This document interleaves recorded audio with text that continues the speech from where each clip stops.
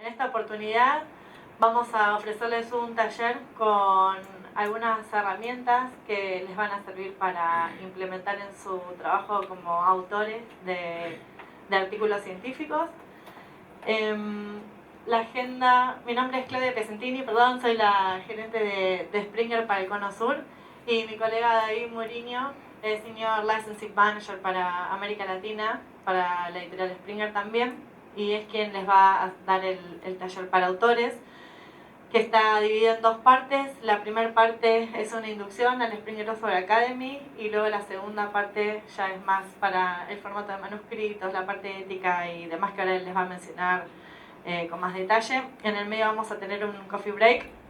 Luego de la presentación de David, yo les voy a presentar los recursos de Springer que tienen disponibles a través del portal SICO, para luego finalizar con una presentación de Carolina, donde les va a hacer una introducción a la plataforma. Va a ser una especie de entrenamiento corto para que puedan encontrar rápido y eficientemente la información.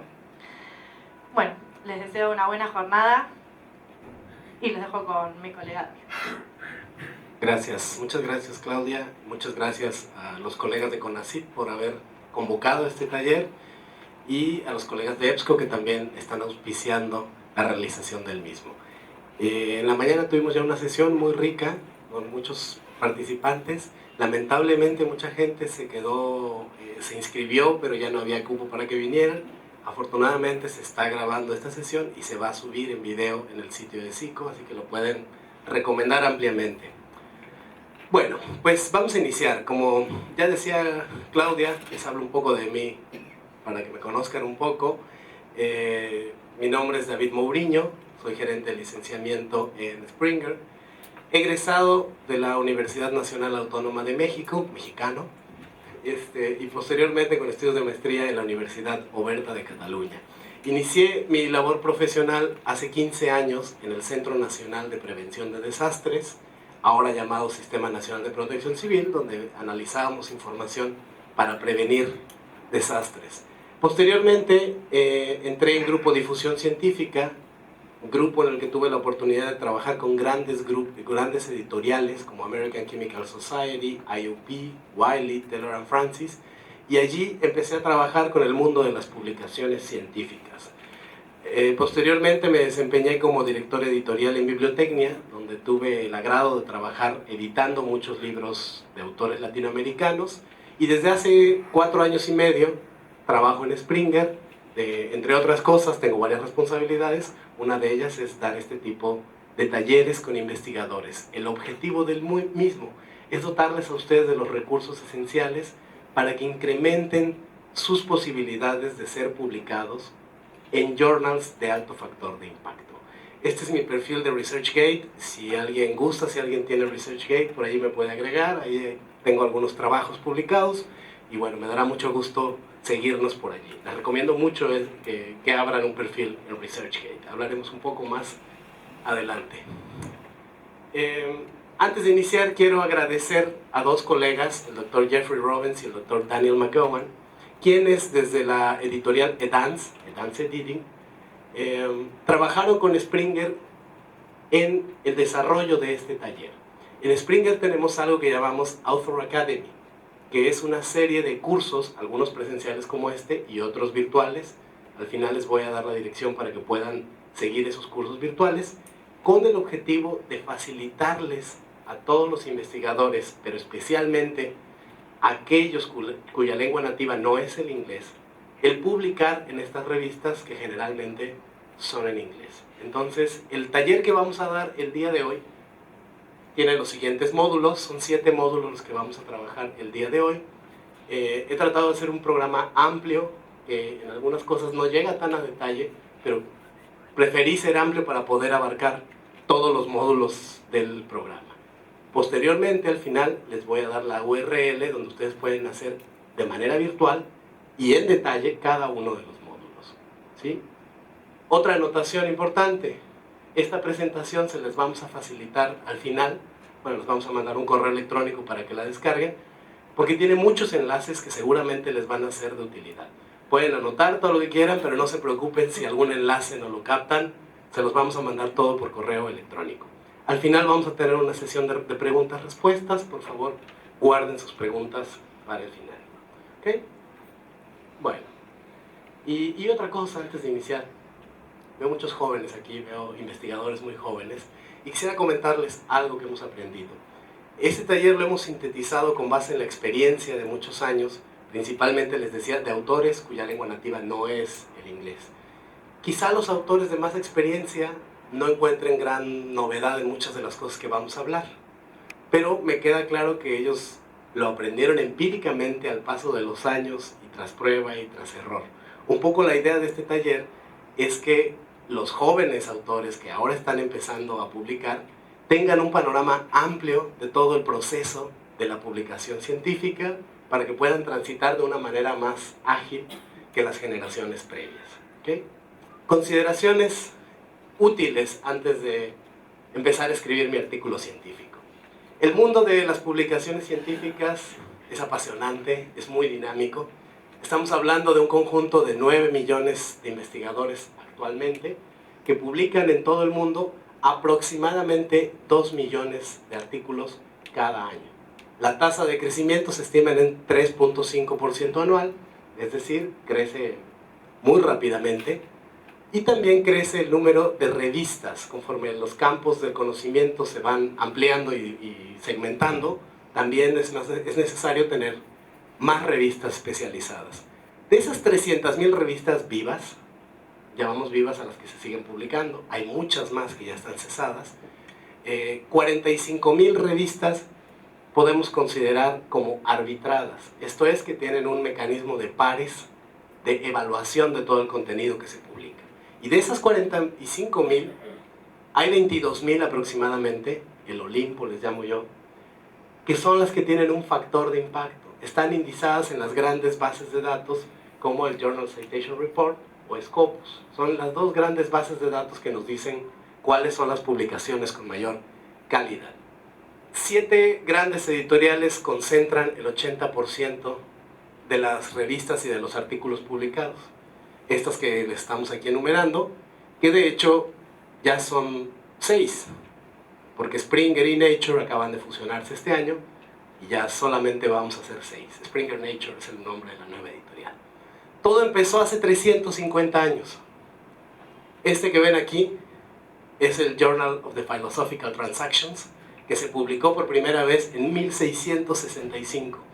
Esta fue la primera publicación periódica arbitrada. ¿Okay?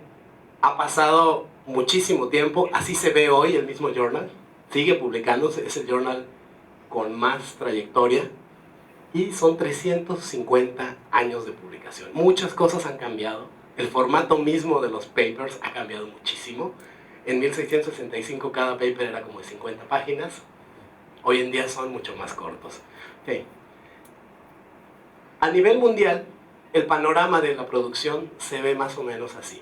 Estados Unidos, no nos sorprende, es el país que tiene mayor cantidad de artículos publicados por sus autores. Tan solo en el año 2014 alcanzó 552.000 artículos, más de medio millón de artículos publicados en estas revistas especializadas. Sin embargo, la tendencia que vemos aquí, que es clara y notoria, es China. China en los 90 estaba por abajo del Reino Unido y de Alemania, muy por abajo, y hoy en día los ha superado con creces, y de continuar esta tendencia, y todo apunta que sí será, entre 3 y 5 años le tomará a China sobrepasar a Estados Unidos en producción científica. Muchos de ustedes, yo sé, no les agrada la idea de publicar en inglés, desearían hacerlo en español, ¿sí? Yo les diré que siempre ha habido lenguas francas para la difusión del conocimiento. Antes del inglés era el francés, antes del francés era el latín. O sea que esto muda. No hay ningún motivo para pensar que el inglés vaya a estar ahí para siempre. Y quizás sí haya motivos para pensar que el mandarín es la siguiente lengua franca de la ciencia. No lo sabemos, pero eso se los transmito para que vean, no como una resistencia al inglés, sino como una ventaja. Es más fácil que el chino mandarín. Pero bueno. En América Latina el panorama se ve así. Brasil es por mucho el país que más publica. Estos son datos de 1997 a la fecha. Más o menos en ese periodo, estos 15 años, no más, son 18 años, Brasil publicó el equivalente a lo que publica Estados Unidos en un año, para que vean la diferencia en tamaños, ¿okay? Y solo Brasil es responsable del 55% de las publicaciones en América Latina. Todos los demás países sumados no llegan a lo que hace Brasil. Todos los demás países de América Latina me refiero. En segundo lugar está México con 210, muy lejos. Después viene Argentina con 145,000, etc. El Paraguay ocupa la posición número 20, ¿sí? Y en este periodo, estamos hablando de 18 años, ha publicado 1.251 papers en revistas arbitradas y de alto factor de impacto. ¿Qué quiero mostrarles con esto? Que hace falta un largo camino por recorrer en Paraguay. Y por eso mismo aplaudo la iniciativa de SICO, aplaudo el estar aquí el día de hoy realizando este taller. Confiamos en que esto ayude a incentivar la producción científica nacional. Esa es la idea y esa es la misión que todos ustedes tienen, poner a Paraguay en el mapa de la producción científica. Así se ve la gráfica, como les decía, Brasil aventaja, pero por mucho a todos los demás. Pero hay algo interesante, algo pasó en Brasil, por ahí de 1998-99, que significó un punto de inflexión sobre todos los demás países. ¿Qué fue? Este tipo de iniciativas. Ellos cuentan con un portal similar al que tiene SICO desde hace 15 años, han dado estos talleres desde hace mucho tiempo, y ahí está el resultado. Vemos un resultado positivo. Por eso mismo aplaudo esta iniciativa y esperemos que sigan repitiéndose este tipo de talleres y que ustedes salgan con la motivación y con las herramientas necesarias para poder enfrentar ese mundo. ¿Okay? Esta es la producción científica del Paraguay dividida por áreas del conocimiento. Hay una hegemonía clarísima en la publicación en ciencias médicas.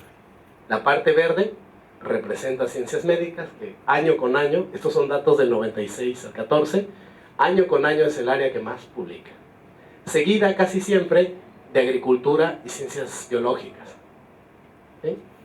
Y por ahí ya en tercer, cuarto lugar viene bioquímica, que es esta, y chemical engineering, que es esta. Básicamente son las áreas en las que más publican. Las otras tienen muy poco impacto. Quizá Computer Science sea como la quinta, esta amarillita de aquí. ¿Sí? Ahora bien, cuando ustedes empiezan a redactar su manuscrito, una de las primeras cosas que deben preguntarse es ¿por qué estoy publicando? ¿Por qué quiero publicar? La razón primera e ideal es que lo hacemos por el avance de las ciencias. ¿Sí? Esa es la razón idílica, romántica de todo esto. Pero lo cierto es que hay razones mucho más materiales que también son importantes.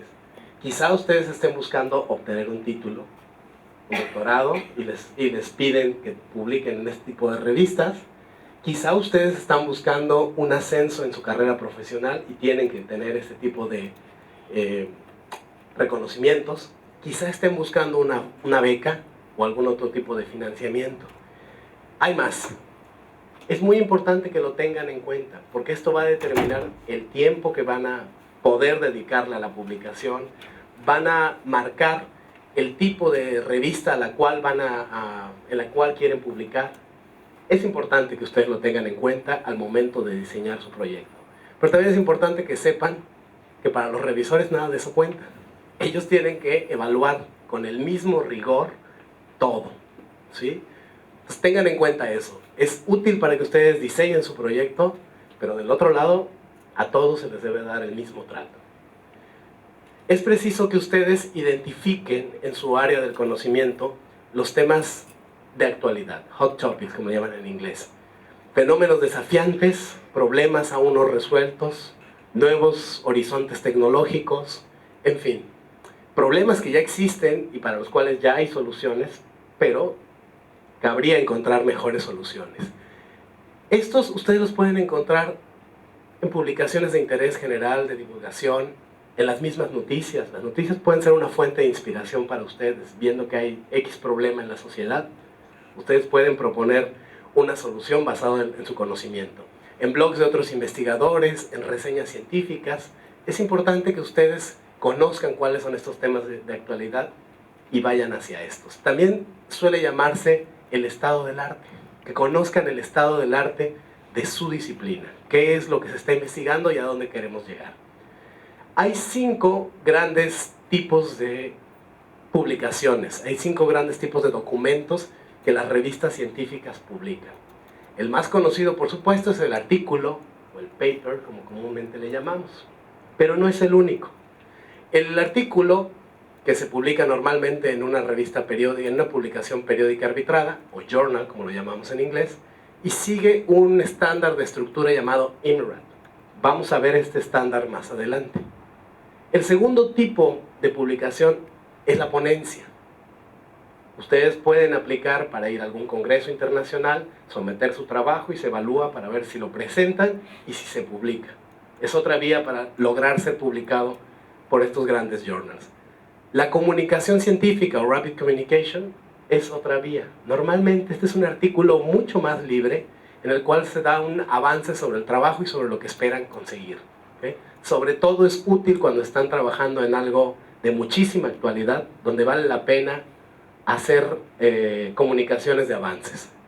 Estudios de caso son también muy recorridos, especialmente en las ciencias médicas. 3/4 partes de los artículos publicados en las revistas de medicina son estudios de caso, estudios clínicos. ¿Okay? En otras disciplinas casi no se utiliza este tipo de formato, pero hay que ver si lo hay. Y las reseñas o reviews, ¿sí? Estos son síntesis de una obra más grande o síntesis de algún tema, una revisión bibliográfica sobre la actualidad de un tema, etc. ¿Por qué les doy estos 5 tipos de publicaciones? Normalmente nosotros estamos casados con los papers y pensamos que la única manera de publicar en un journal de alto impacto es el paper. No, hay otros caminos. Y si ustedes pueden identificar que quizá tengan más posibilidad en algún otro, pueden hacerlo, ¿sí? Por ejemplo, y ahí les va un tip. Las reseñas normalmente se escriben por invitación del editor. El editor le habla a su compadre y le dice, oye, me falta una reseña sobre tal tecnología nueva que está saliendo. Y lo elaboran. ¿Okay? Normalmente es por invitación. Y lo de compadre es una broma. Tendría que ser más objetivo. Pero bueno, lo que quiero decirles es que ustedes pueden detectar que hace falta una reseña y proponérsela al editor. Esta es una manera de tomar la iniciativa y de lograr llegar más rápido a publicar. Escribirle a un editor. Acabo de notar que en su publicación que habla de X tema, recurrentemente, no hay una reseña bibliográfica de todo lo publicado en los últimos 2 años.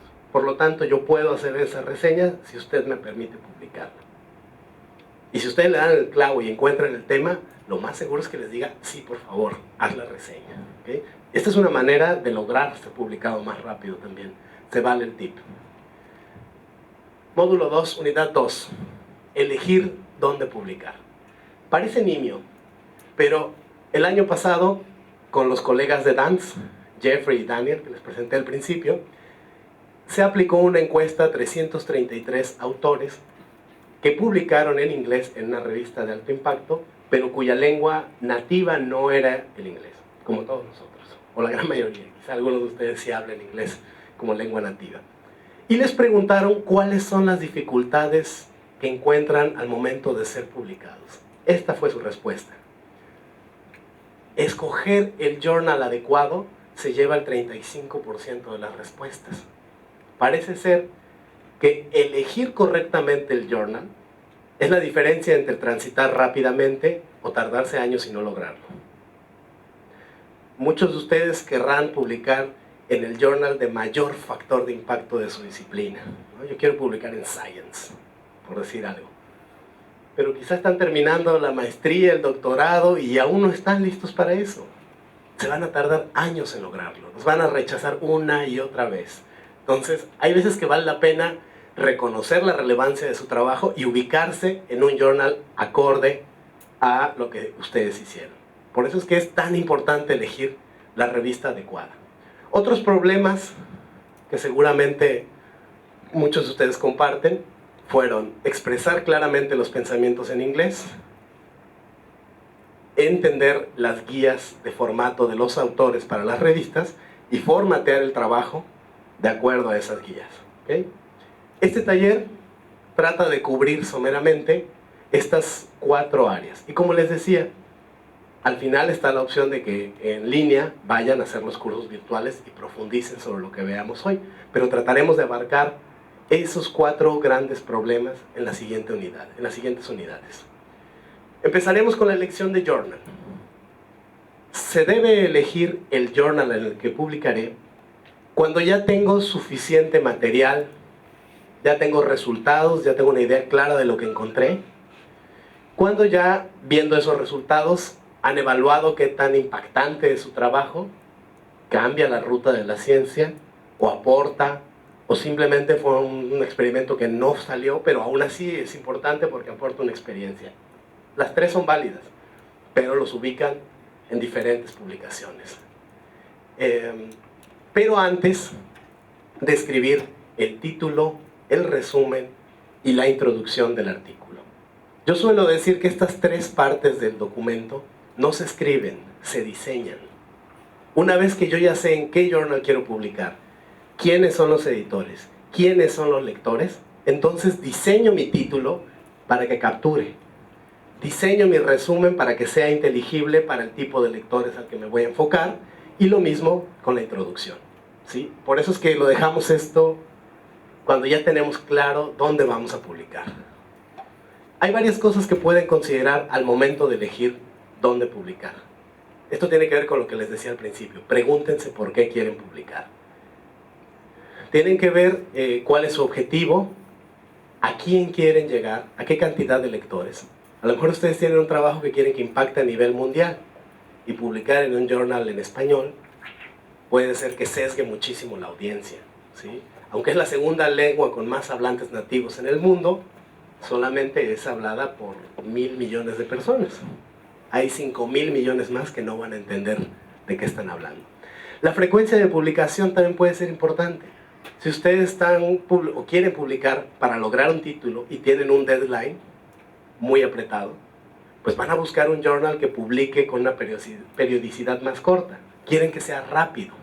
No me voy a ir por un journal que publica semestralmente, porque las chances de ser publicado en cada número pues son menores, y esperar hasta el siguiente número es esperar 6 meses más. Entonces, también eso hay que tenerlo en cuenta. Las posibilidades de acceso abierto. Muchos de ustedes tienen alguna beca, y en ocasiones el otorgamiento de esa beca les condiciona que los resultados de su trabajo se publiquen en acceso abierto, que cualquiera pueda acceder libremente a este artículo sin necesidad de pagar una suscripción. Entonces tienen que ver eso, si el journal tiene la posibilidad de publicar en acceso abierto. En general, cuando se trata de una publicación en acceso abierto, una vez que el artículo es aceptado, el autor cubre un monto de procesamiento del artículo, y la revista ya no le cobra a nadie por leerlo. Ese es el modelo de acceso abierto. El modelo opuesto, el tradicional, le podríamos llamar, el autor no paga nada. El autor manda el artículo, es aceptado, y la revista cobra a los lectores una suscripción para mantenerse de eso. Digamos que son los 2 modelos que privan hoy en día en el mundo. Si ustedes tienen que publicar en acceso abierto, pues es importante que sepan que la revista donde quieren publicar tiene esa modalidad. La indización es otra cosa importante. Si la revista está incluida en las bases de datos del factor de impacto, el Journal Citation Report en particular. ¿Okay? ¿Qué factor es más importante para ustedes? Depende de su circunstancia. No hay un factor que a priori podamos decir es el más importante. Depende de la condición y el contexto de cada uno. Como les decía, es importante que se pregunten ustedes qué tan nuevos son sus descubrimientos, qué tan relevantes y qué campo de aplicación pueden tener en la vida real. Esto también va a ayudar a que manden su trabajo al journal correcto. Hay una serie de herramientas que les pueden ayudar, que les pueden facilitar esta tarea. Voy a hablar brevemente de 5. Estas 3 son herramientas generales: Journal Selector, EndNote Manuscript Matcher y Journal Guide. Buscan en un campo amplísimo de publicaciones, entre 30 y 40.000 cada uno de estos, sin importar la editorial. Las grandes editoriales también hemos hecho nuestros propios Journal Selector, como lo llamamos en Springer, o Journal Finder, como lo llaman en Elsevier, que hacen lo mismo, pero solo dentro del campo de esas editoriales. Si ustedes tienen una preferencia editorial, pues pueden ir directamente a alguno de estos. No son los únicos, son los dos más grandes, pero hay más. Pero si ustedes no están casados o no les interesa una editorial en particular, pueden aplicar por cualquiera de estos y les voy a mostrar brevemente cómo funcionan. Este es el Journal Selector que hacen nuestros colegas de Edance. Es tan sencillo como poner el abstract de su manuscrito en una caja de búsqueda y recibir con base en eso una serie de recomendaciones basadas en los keywords que están dentro de ese abstract. Basado en tu trabajo, y hay dos cosas que se evalúan, la actualidad del tema y la amplitud, te va a recomendar una serie de journals a donde es más factible que te publiquen. Eso es lo que este sistema busca. ¿Para cuál revista es más adecuado tu manuscrito? Hay varias opciones de filtrados. Campo de estudio, factor de impacto, etc. Acceso abierto si es que lo requieren. Pueden filtrar de varias maneras el resultado y al final les va a dar una información genérica del journal, su factor de impacto, su objetivo, etc. Y el link mismo para mandar su documento. Ya me parece que ninguna revista seria en el mundo te pide que lo mandes por email. Lo que hay es un sistema donde te registras, lo mandas por allí y en el momento que lo haces recibes un ticket que te dice este es el número de tu artículo, para que le puedas dar seguimiento y para que lo menciones siempre que requieras algo de los editores. También en este tipo de herramientas te muestra artículos similares. Es muy importante que si ustedes ya eligieron la revista donde quieren mandar su artículo, revisen en esa revista todo lo que se haya publicado al respecto, ¿okay? Para asegurarse de que no haya un trabajo similar en esa revista. Y en lo general, tratar de citarlos, ¿sí? Sobre todo si son útiles, pero en general le muestran al editor de la revista que conocen lo que están publicando ellos. Esta es la otra herramienta, Journal Guide. Tiene un funcionamiento muy similar. La única diferencia es que además de la opción de abstract, te permite hacerlo por título o por palabras clave.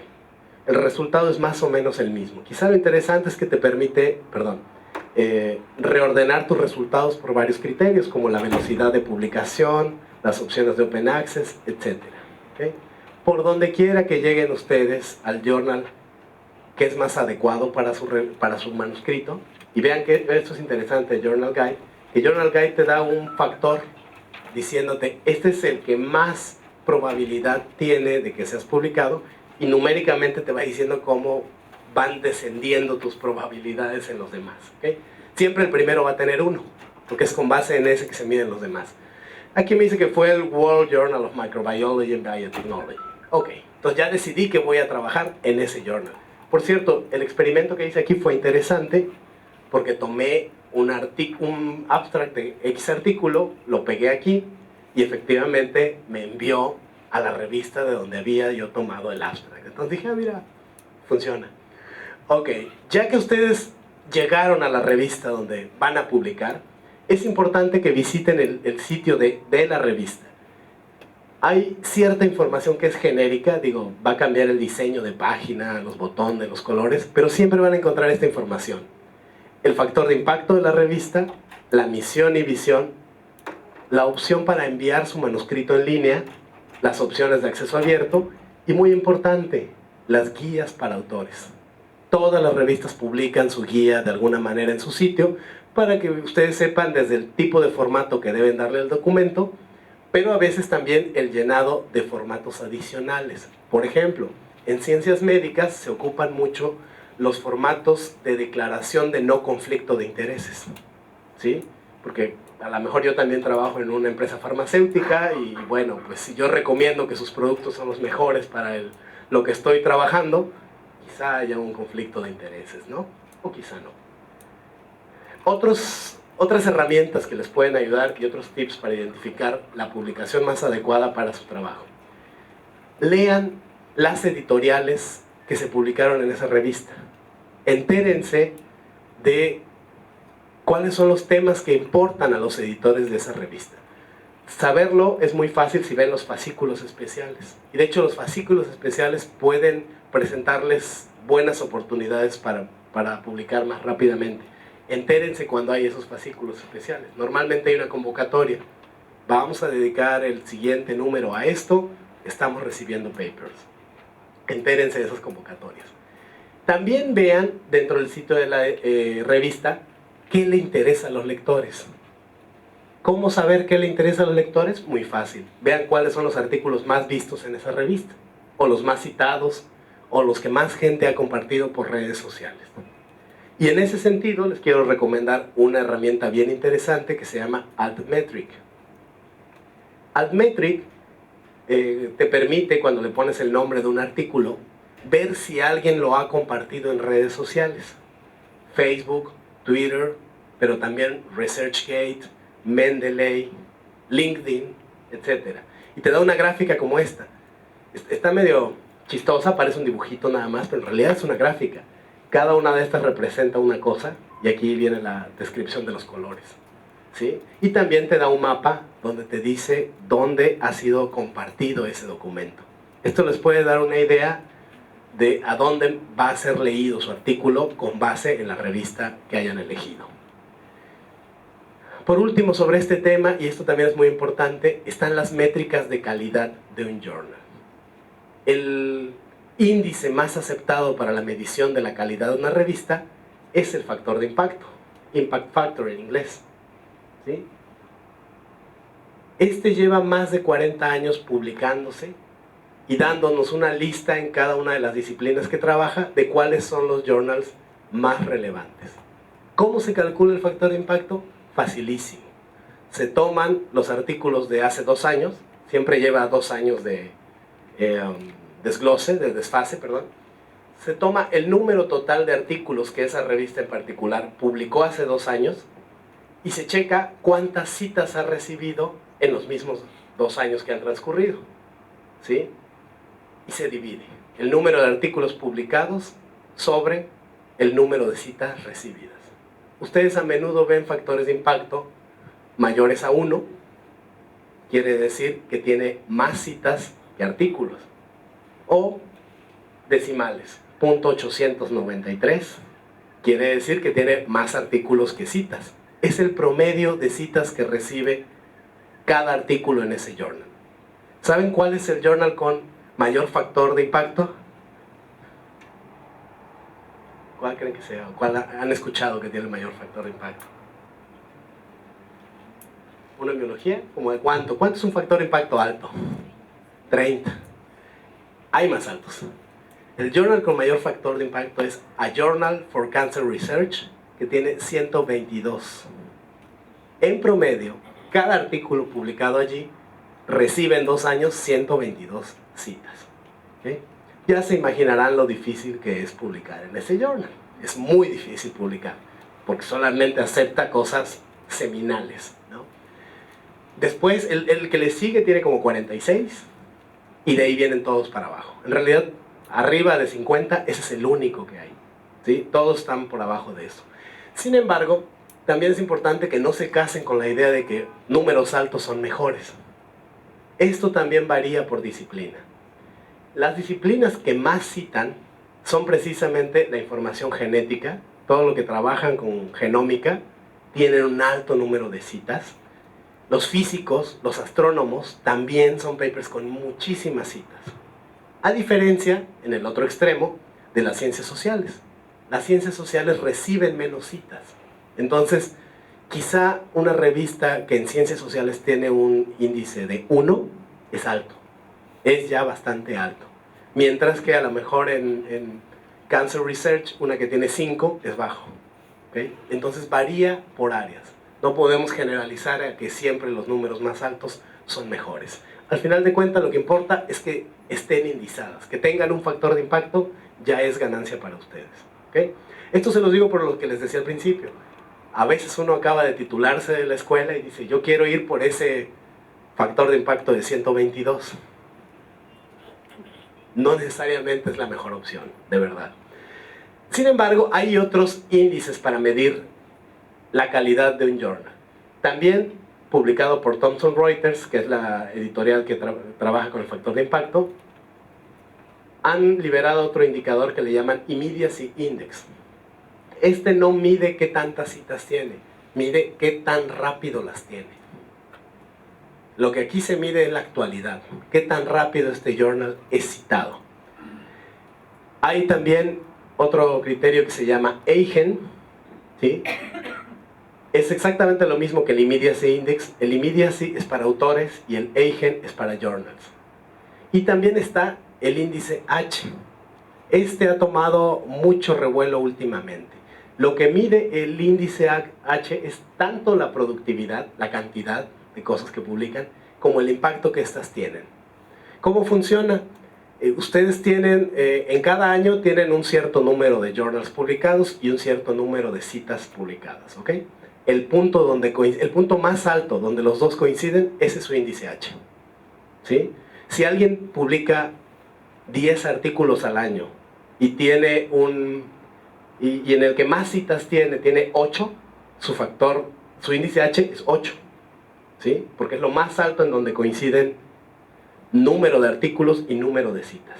Es un poco raro, ¿no? Pero bueno, así se calcula el índice H. Entonces siempre va a ser un número entero y puede ser mucho más alto. Yo tengo 1.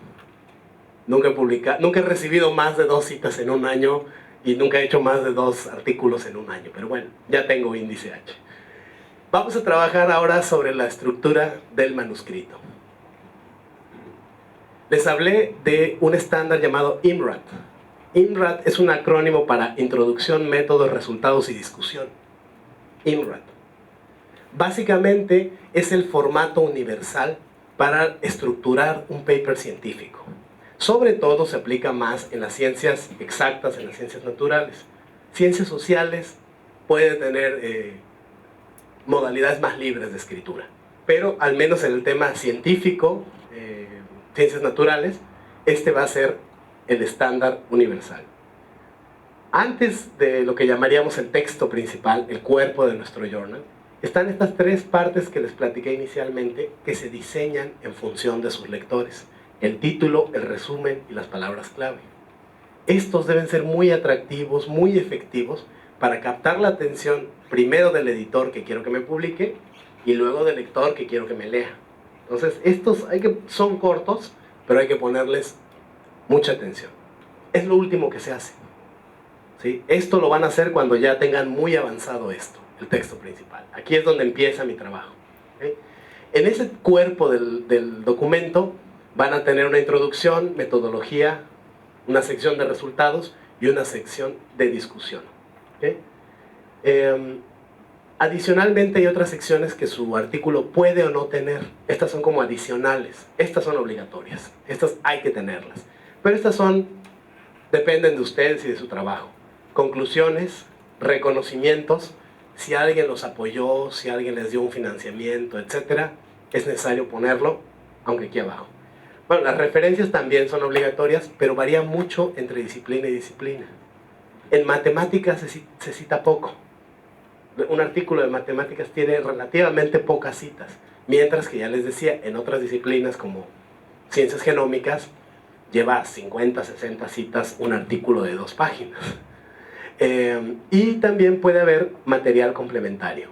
Vamos a ver más adelante de qué se trata este material complementario, pero es una opción que le dan los journals electrónicos para incluir más información que no cabe en este formato. Vamos a iniciar con los títulos. Recomendaciones para crear títulos altamente efectivos. Puntos importantes: el título debe mostrar el tema del trabajo y las principales conclusiones. Desde aquí ya debo decir qué encontré. Es bien difícil tener ese poder de síntesis, por eso es tan importante. Debe contener las palabras clave de su investigación y no más de 20 palabras se recomienda, ¿sí? Estamos hablando que en el mundo contemporáneo muchos o todos estos trabajos que van a ser publicados van a ser consultados en línea, van a ser consultados en internet. Y ustedes saben que hay ciertos algoritmos que después de una búsqueda les presentan arriba unos documentos y abajo otros. Básicamente estos algoritmos lo que hacen es medir cantidad de palabras, frecuencia, etc. Y con base en eso, determinar cuáles son más importantes para una búsqueda que acabo de hacer. Una de las cosas que esos algoritmos ponderan con mayor valor es el título. Las palabras en el título tienen más valor que las palabras en las citas, por ejemplo. Esas son las que menos valor tienen. ¿Okay? Por eso es muy importante que ustedes en su título pongan aquellas palabras que creen que un lector pondría en el motor de búsqueda para encontrar su texto. Por eso es que deben estar ahí esas palabras, para que los encuentren. ¿Okay? Y lo de la longitud, 20 palabras más o menos se recomienda por lo mismo. Estamos acostumbrados a hacer una búsqueda y tener una lista de resultados, ¿no? Si yo le pongo un titulazo de 200 palabras, lo más seguro es que lo vaya a cortar el buscador. Entonces muchas de esas ni se van a ver, no tiene sentido, se van a perder.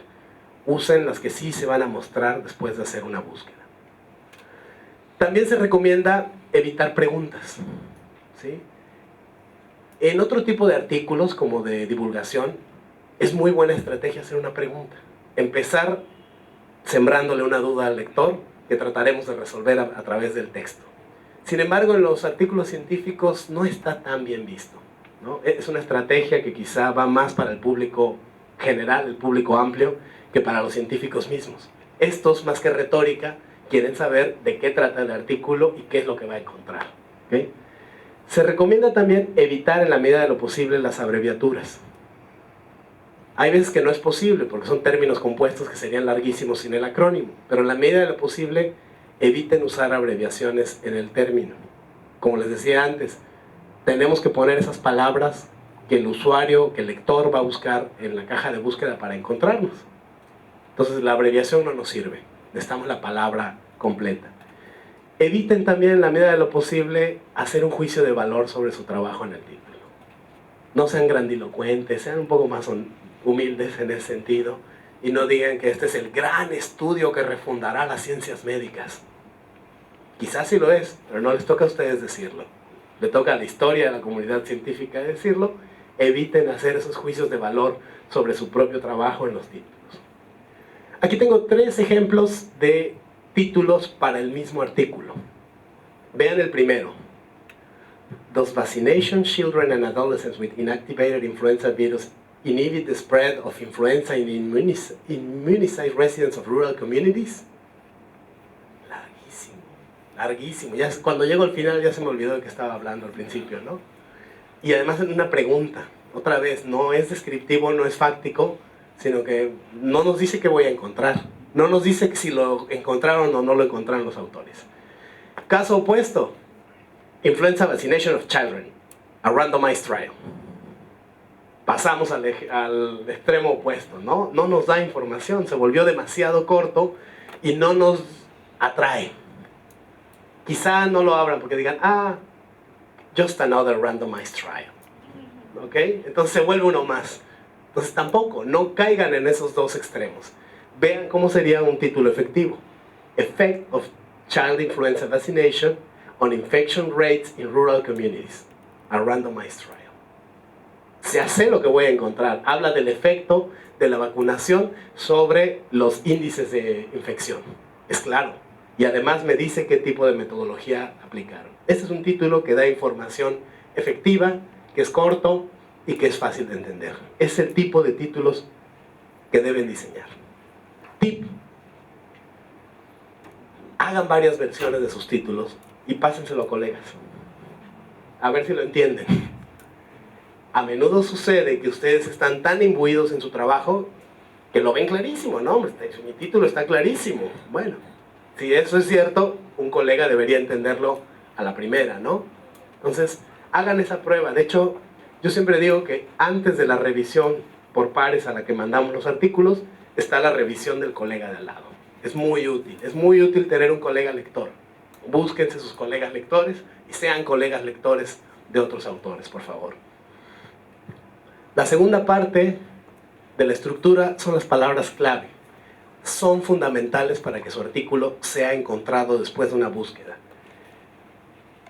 buenas palabras clave van a atraer más lectores a leer su documento, y esto evidentemente va a redundar en que más personas citen y conozcan su trabajo. Por eso es que tienen que ser buenas, tienen que representar el contenido de su trabajo y ser específicas al campo de estudio. También eso es importante. Una persona puede saber qué tan, ¿cómo decirlo?, qué tan buenos son ustedes, qué tan imbuidos están en el tema, viendo las palabras clave. Sabe si hablan el argot o no lo hablan.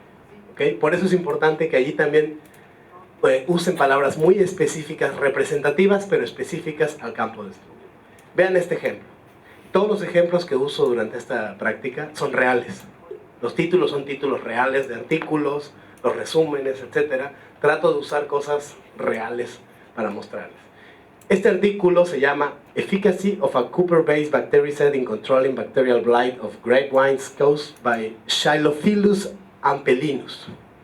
Sus palabras claves: Bacterial Blight, Cooper Agent, Meta-Analysis, Overwintering y la especie agresora, Xylophilus ampelinus. ¿Okay? Precisas, pero representativas. Yo puedo saber, mira, el autor sabe de lo que está hablando, maneja el lenguaje como debe. La siguiente parte es el resumen, o abstract, como lo llamamos en inglés. El resumen es sumamente importante. Tengan en cuenta que mucha gente no va a pasar del resumen. Aún colegas a los que les interesa el trabajo, a veces no tienen el tiempo para leerlo todo, ¿okay? Pero el resumen seguramente lo van a leer. Por eso es tan importante que lo escriban bien, que sea una escritura ágil, ¿okay? Y que además motive a ir por más, a ir por el texto completo. El resumen también se diseña. Vamos a darles algunos tips sobre cómo diseñarlos. En este ustedes deben vender, por así decirlo, la relevancia tanto de sus objetivos como de sus resultados, ¿sí? Decir por qué el objetivo que ustedes se trazaron es importante para su campo de estudio. En mi campo de estudio hacía falta un estudio sobre esto. Por eso es que me tracé el objetivo de llenar ese hueco, ¿okay? Los resultados obviamente son importantes, tienen que manifestarlo. Sobre todo aquí es útil manifestar las diferencias que encontraron en su trabajo con respecto a trabajos previos que se publicaron en el tema. Pues aquí vale decir, sabemos que otros autores han manejado el tema, nosotros encontramos algo diferente. Eso es muy útil aquí. Y también deben dar un guiño, ¿sí?, sobre la validez de sus resultados. ¿A qué me refiero con un guiño? Aquí no van a entrar a fondo a describir todo su aparato metodológico, pero deben mencionar qué tipo de metodologías aplicaron, solo mencionarlas, para que un lector especializado entienda cómo fue que trabajaron desde el abstract. Normalmente se recomienda que el abstract no pase de 250 palabras. Ese es el máximo que recomendaríamos. Así es como construiríamos el resumen. La primera parte son los antecedentes, donde dicen ustedes por qué se hizo el estudio. Faltaba esto en mi disciplina y estoy llenando ese hueco. ¿Qué objetivos persiguen? ¿Cuál es su hipótesis? ¿Cuál fue la metodología, las técnicas que aplicaron? ¿Cuáles fueron los resultados que encontraron? ¿Y qué implicación tienen esos resultados? ¿Qué aplicación pueden tener? Noten que aquí he puesto una serie de porcentajes. De manera flexible, quiero que esto les sirva como guía para saber qué tanto de su abstract deben dedicar a una cosa u otra, ¿sí? Digo, es flexible, no tiene que ser exacto, pero sí les puede decir o transmitir que la parte más importante en el abstract son los resultados, ¿sí? Esta es la diferencia en que su abstract, en que un lector pase del abstract al texto completo o no lo haga, ¿sí? Cuando el lector vea que encontraron hallazgos importantes, va a ir por más. Cuando no, a lo mejor le basta con leer el abstract y dice, bueno, ya te leí, punto, ¿okay? Los antecedentes deben ser breves, la hipótesis contundente, precisa, ¿sí? Es una parte en la que no tienen que extenderse mucho. Y como les decía, la metodología aquí solo la mencionan. No caigan en la tentación de describirla. Hay un apartado para eso. Aquí solo mencionen qué metodología utilizaron, qué técnicas. En los resultados sí se pueden extender un poco más y en las conclusiones. Estas dos partes pueden tener mayor longitud. Veamos un ejemplo. Este viene de, ¿cómo se llama el journal? Biocontrol, agosto del 2015. Antecedentes, una sola frase. Un hongo que se come una banana. Objetivos, bueno, buscar un agente biológico para controlarlo.